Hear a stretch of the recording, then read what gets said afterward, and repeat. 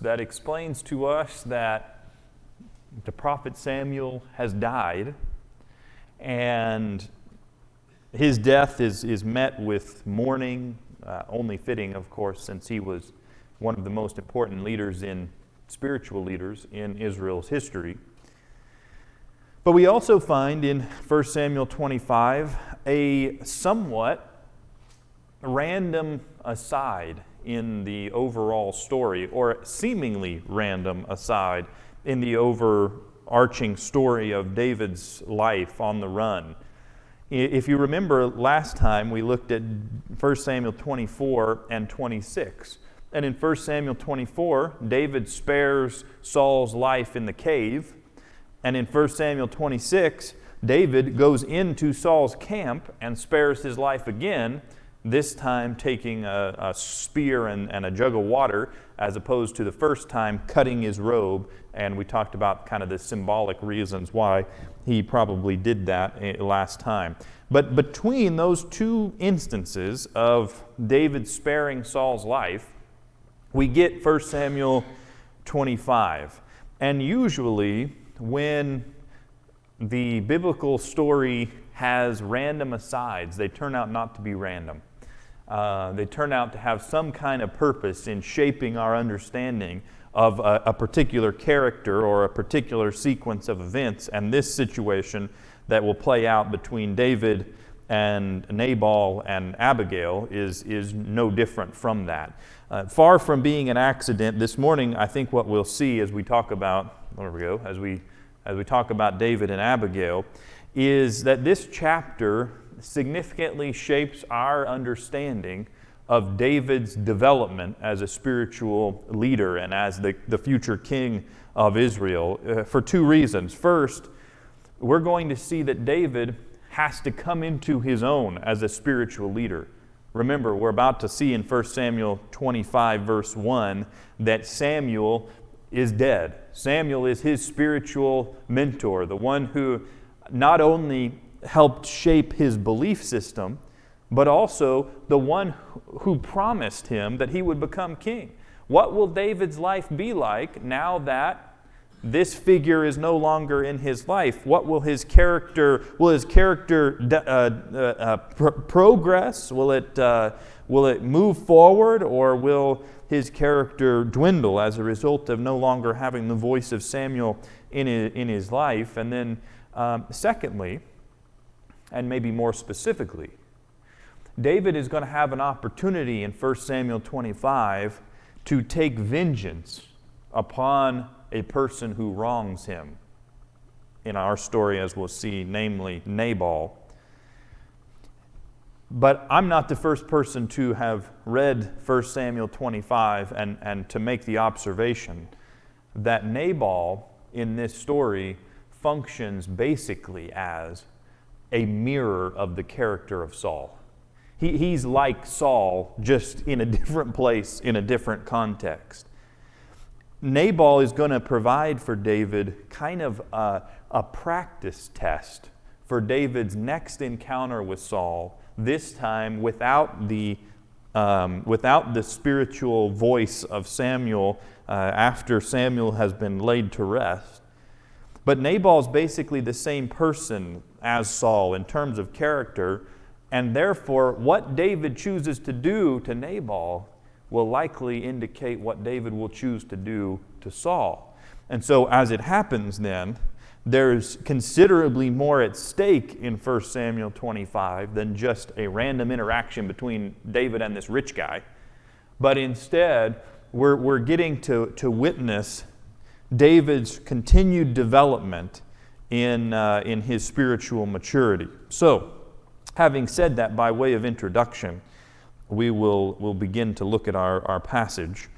And I have some slide. I've kind of put some things in outline form as well. But when we're thinking about Samuel's death, and we're just thinking about how David is going to have to make some important choices. Key question: will David remain faithful after the death of his spiritual mentor? And will David avenge himself against Nabal what we might call a mirror of Saul, or will he trust God? Think about the fact that David is on the run for his life, in large part due to Samuel's anointing of David. Though no one knows about it per se, David is carrying himself and living like the one who is going to become king, and he is going to become king. And now that Samuel is dead, it would be nice to know that the prophet of God was there that you could go to for a reassurance, and he could say to you, the promise is still going to come true, don't worry, it's still going to come true. However, that's not the case when it comes to this situation, because Samuel has passed away and therefore can't give David that, or won't be able to give David that reassurance. So, this is an important part of David's arc of spiritual development and spiritual maturity, and we'll have to see how that plays out. This is the whole chapter, 25, verse 2 to 44. That's the whole rest of the chapter outside of the brief introduction about Samuel passing away. So what I'd like to do is break it down into some chunks, talk about it, and then got some takeaways. This is a really fascinating story, and I hope that if you haven't read it in a while, you'll get a lot out of just thinking about this interaction. So we start, if you have your Bible, 1 Samuel 25, and start in verse 2. And we're going to just start by thinking about the person of Nabal, who is described to us in the first couple verses. I'll give you the end of 1 Samuel 25:1 as well, because it kind of forms the beginning of the paragraph. David rose and went down to the wilderness of Paran. And there was a man in Maon whose business was in Carmel. The man was very rich. He had 3,000 sheep and 1,000 goats, and he was shearing his sheep in Carmel. Now the name of the man was Nabal, and the name of his wife Abigail. Now if you stop there for a moment, well, let me just read the rest. The woman was discerning and beautiful, but the man was harsh and badly behaved. He was a Calebite. Now we'll stop there. What are some things that we learn about Nabal in these first couple verses? Not so much about his moral character. Let's shelve that for a second. What do we learn about his kind of position in life, in the world, in these first couple of verses? He's very wealthy. And what else?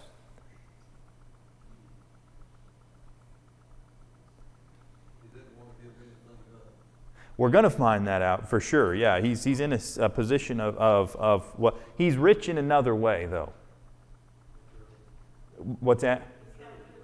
He's materially rich, but he's relationally rich too, right?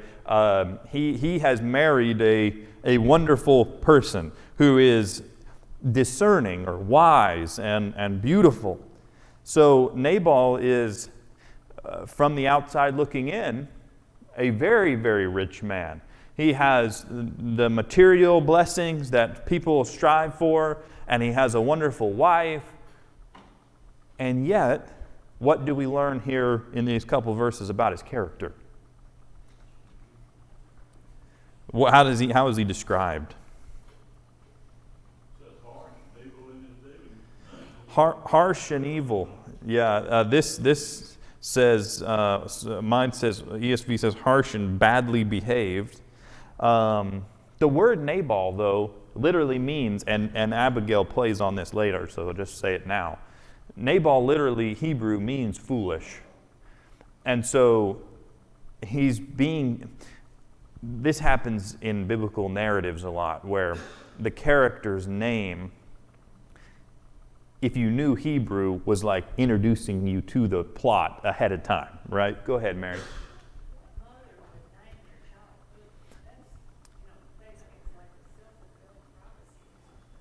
Well, there are questions about exactly how some of those things work. Self-fulfilling prophecy. I mean, some characters in Scripture receive some pretty bad names and go on to live pretty bad lives. But it's possible that some people think this would have been like a nickname, something people knew him in the area by, but maybe not his real name from his mother. I don't know. But yeah, you're right. It's unusual. But it's supposed to be unusual. Right? So you're supposed to read that and say, oh, this person's bad. You don't have to be told he's a fool because his name is Fool. Anyway, but I like this little note here that says he was a Calebite. Now, it's telling you that for a couple of reasons. It positions where he is in Israel and like his ancestry and that kind of thing. But also, Nabal is descended from Caleb, but he's like the anti-Caleb. He's the opposite. He has, in a way, the same characteristics of Caleb channeled in the completely wrong direction.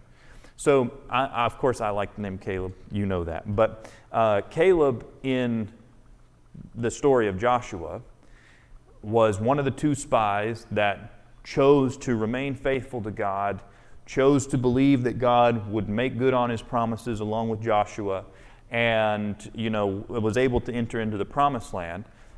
If you remember, depending on last time you've read Joshua, it's kind of a side point, but when they come into the land, Caleb is like 90 or something, and he comes up to his long, old-time friend Joshua, who's leading the people, and they're, partitioning off the land, parceling off the land, and Caleb tells Joshua, I really want you to send me over to these hills up here, because there's still some enemies of God's people, and I'm going to go take care of them.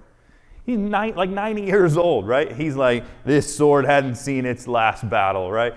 So in that sense, Caleb is represented as a bold and courageous leader.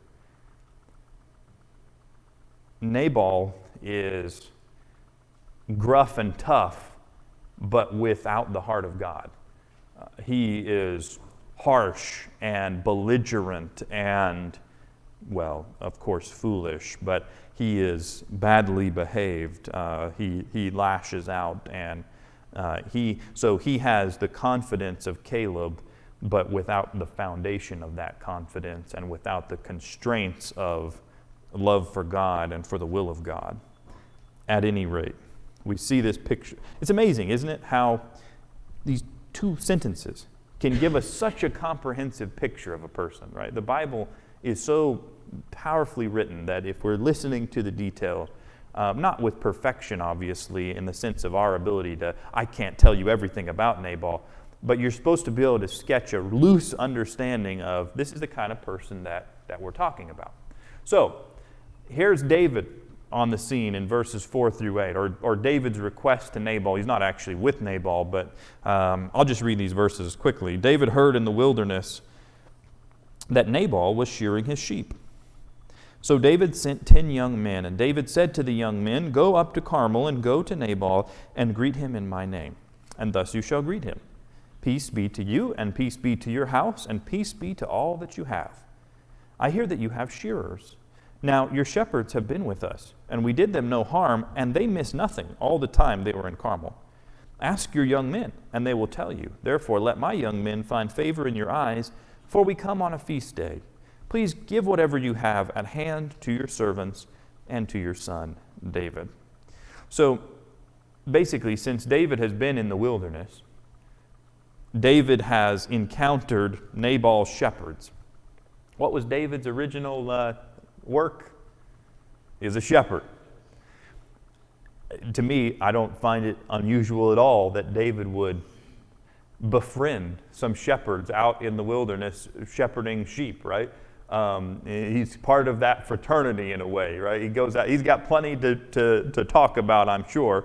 But he goes out there and takes a unique interest, not only in, I don't know if he made small talk with them, but he was providing security and protection for them at no cost to them. So he's got his, small army, small band of brothers, and he has not allowed anyone to come near the sheep and the shepherds. They haven't missed going to the well. They haven't had robbers come in. They provided them basically security without requiring any payment.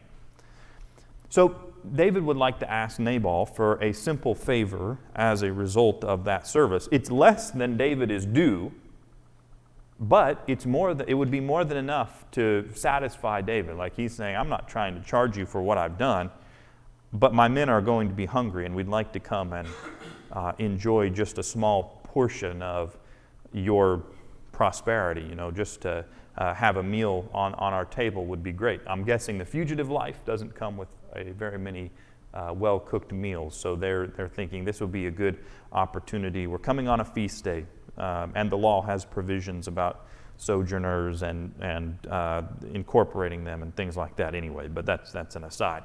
So Nabal's going to respond to David's request. And, I think I put this here. Yeah, a meal in exchange for David's service. That's his request. But Nabal is going to respond to David, or to David's men. And I'll give you a chance to think about characterizing his response, but I'll read it for you.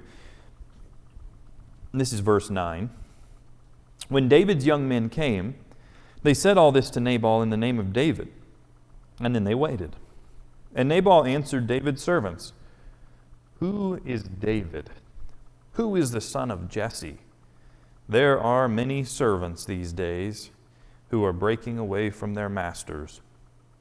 Shall I take my bread and my water and my meat that I have killed for my shearers and give it to men who come from I do not know where?"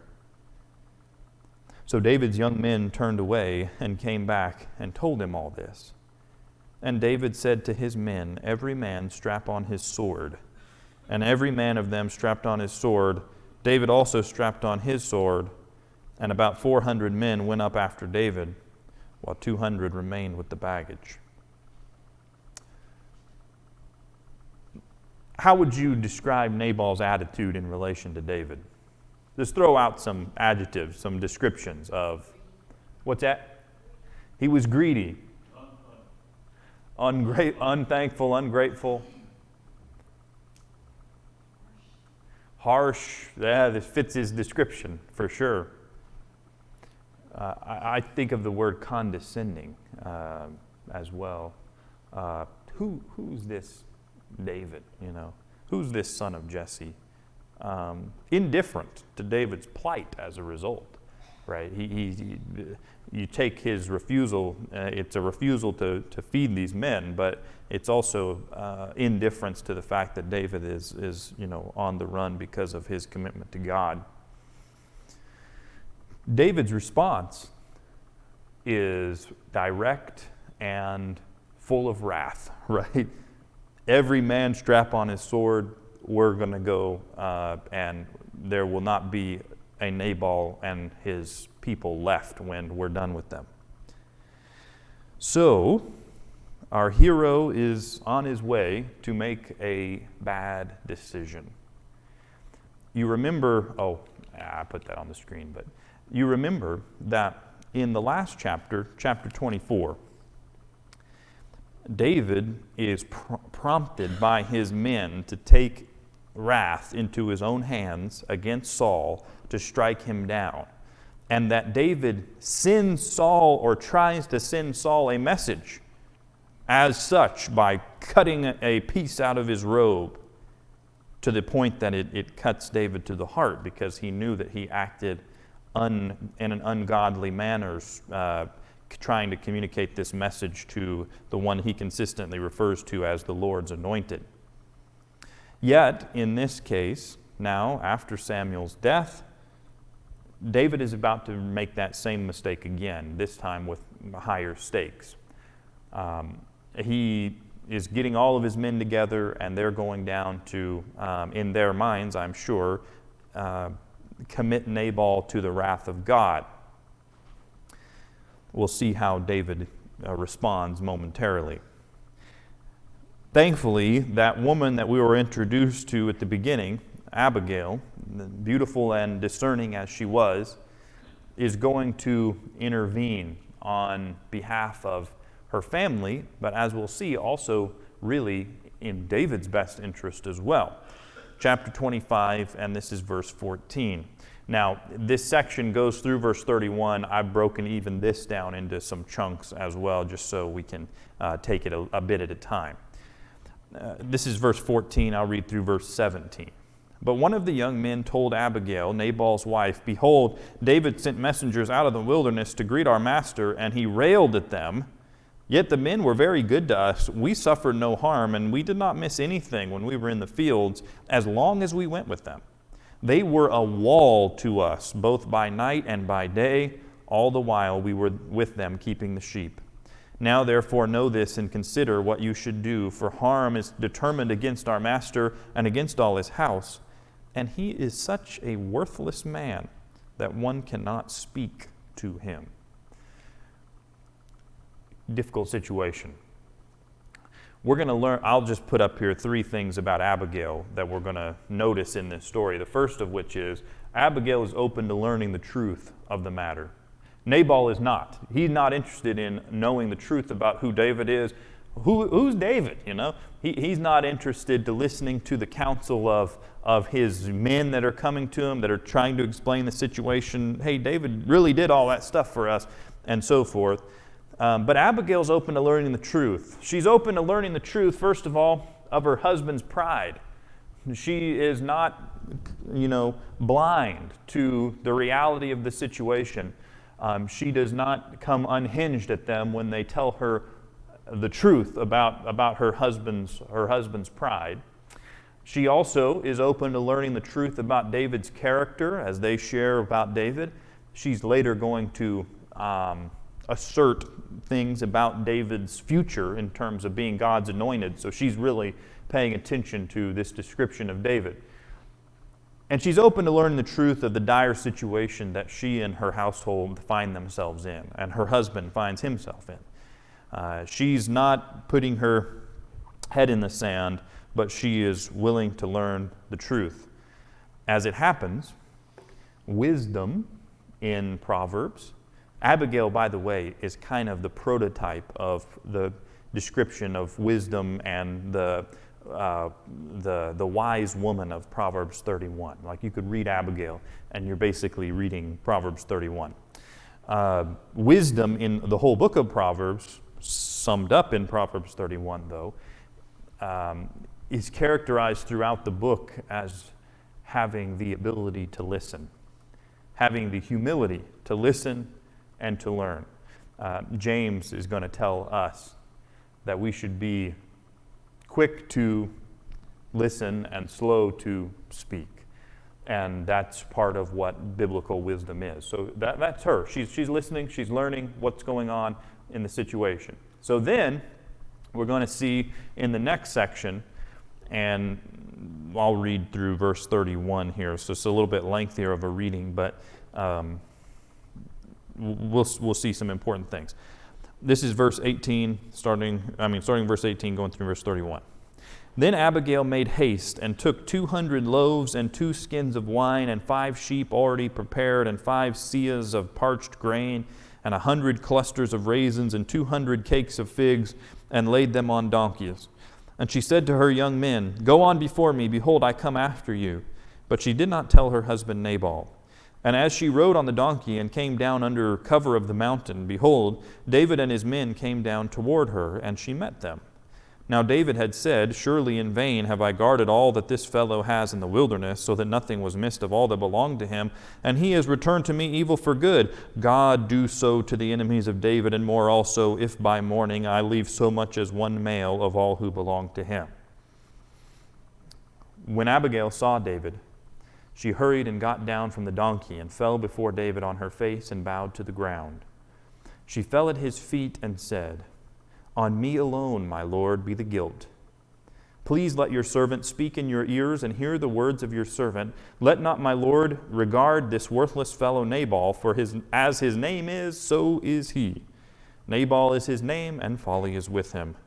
But I, your servant, did not see the young men of my Lord whom you sent.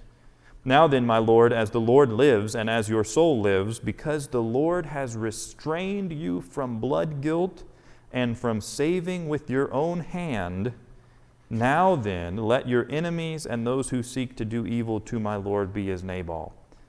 And now let this present that your servant has brought to my Lord be given to the young men who follow my Lord. Please forgive the trespass of your servant. And then she goes on, and I'll just pause there. She's going to talk about David in a moment, but I'll just stop there at verse 28.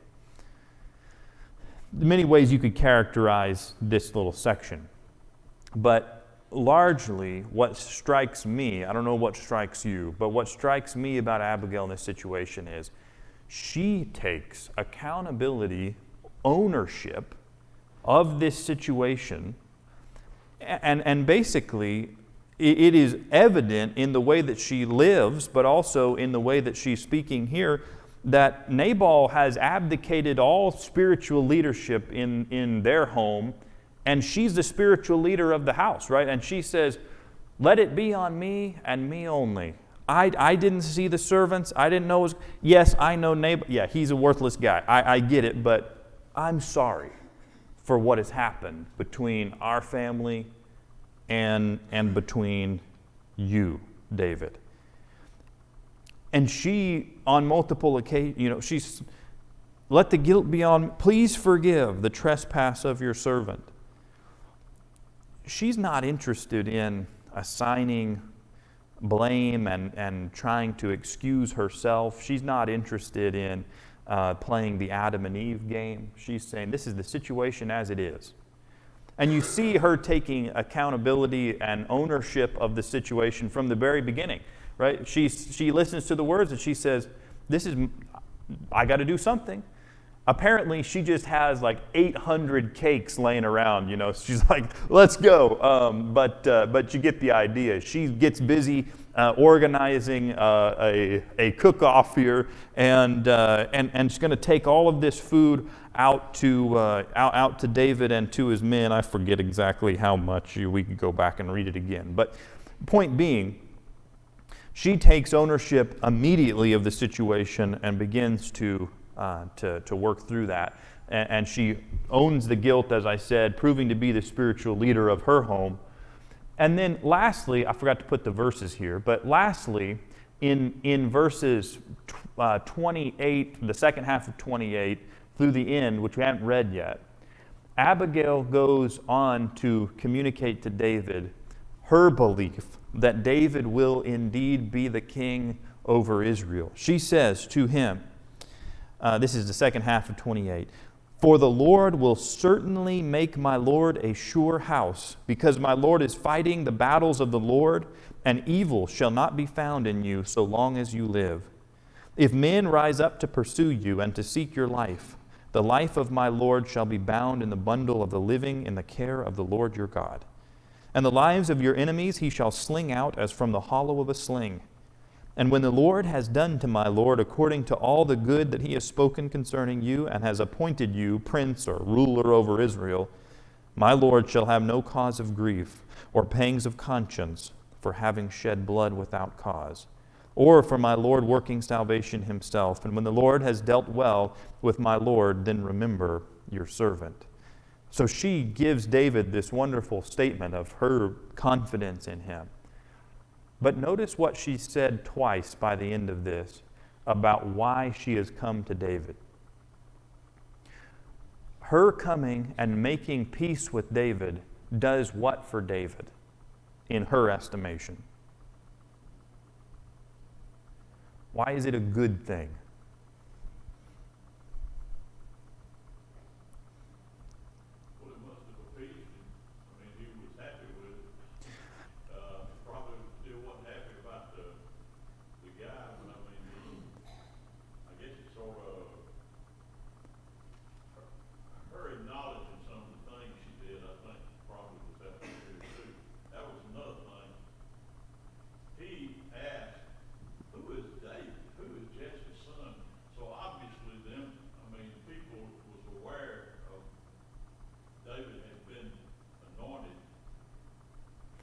Or I mean, I'm sure they said he was David's son of Jesse, but yeah, I mean, David is a known figure at this point.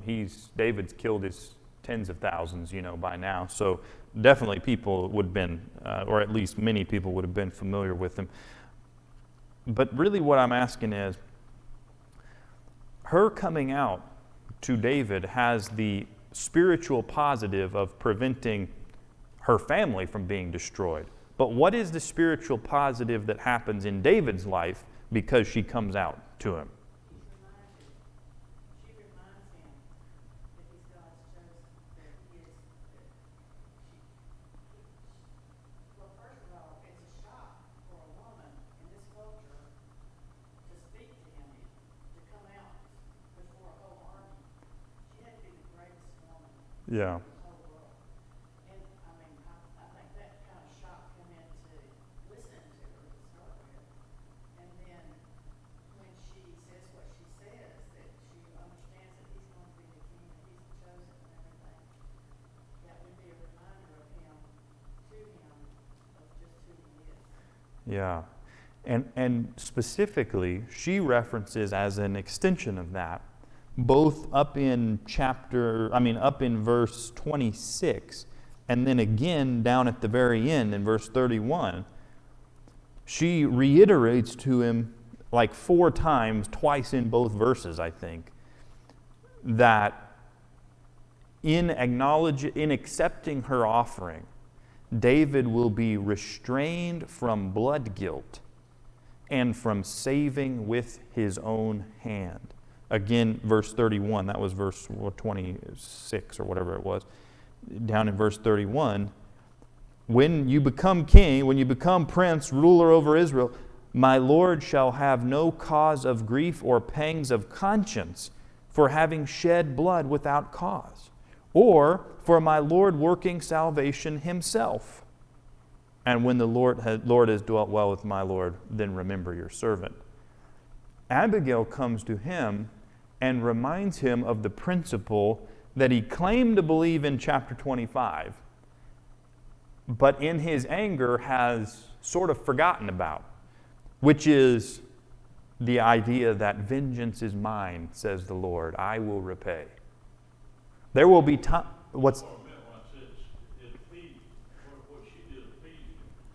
Yeah. I mean, it satisfied him to where, all of what she had said, it was enough for him to realize, maybe a great leader don't do that, those sort of things. Yeah, maybe sometimes people just need to eat dinner and take a minute before they act in rage, right? I think that's part of it, is she slows him down.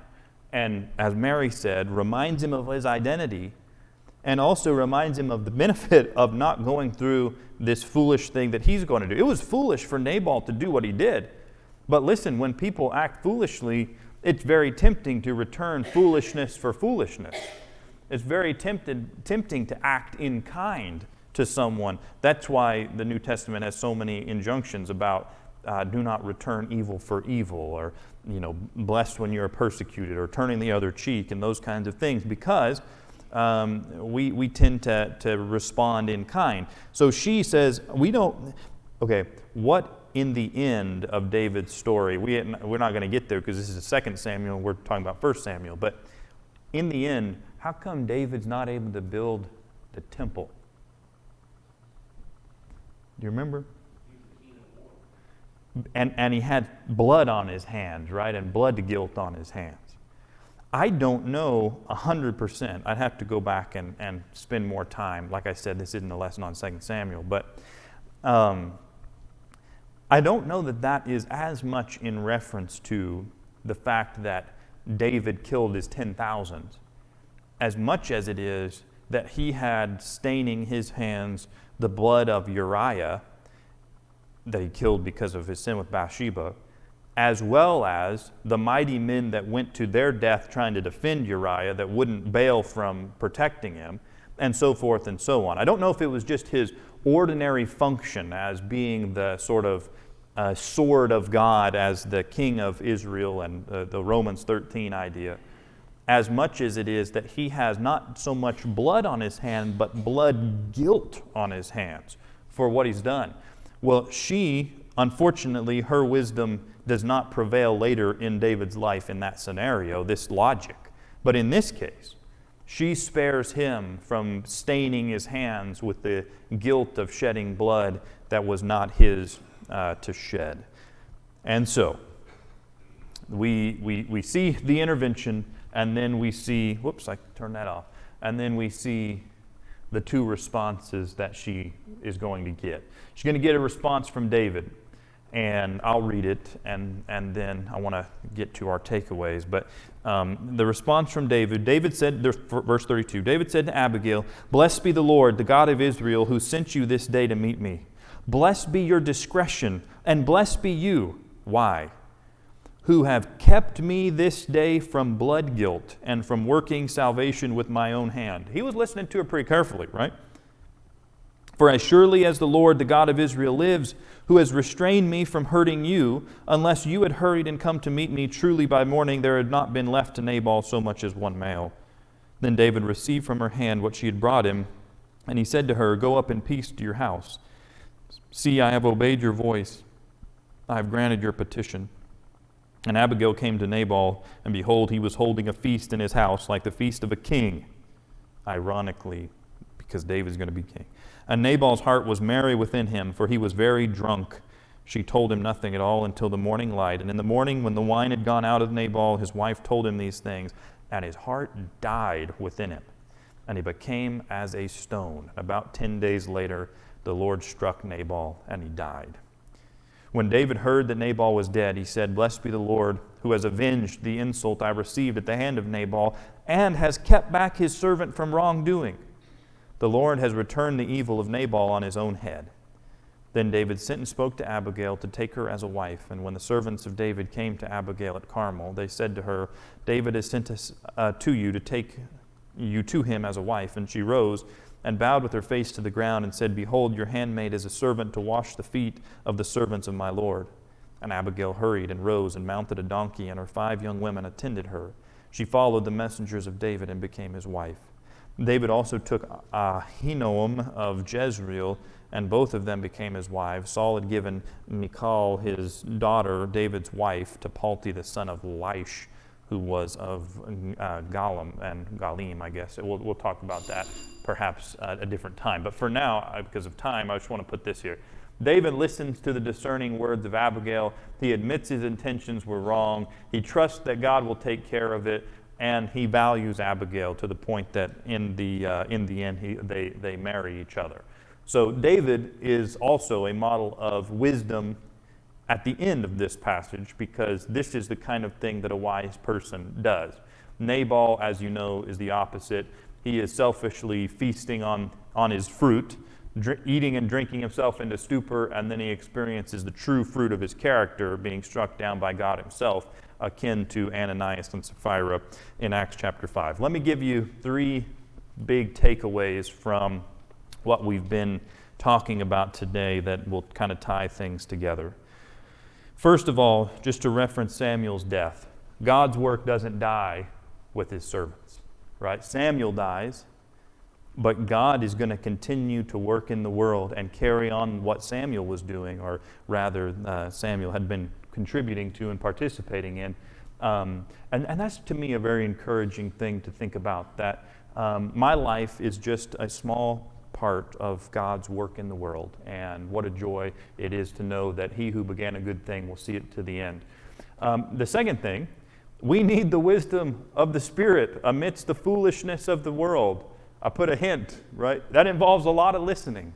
Abigail needed to listen to the servants. David needed to listen to Abigail. Nabal needed to listen to both of them and did not, and the result was catastrophic.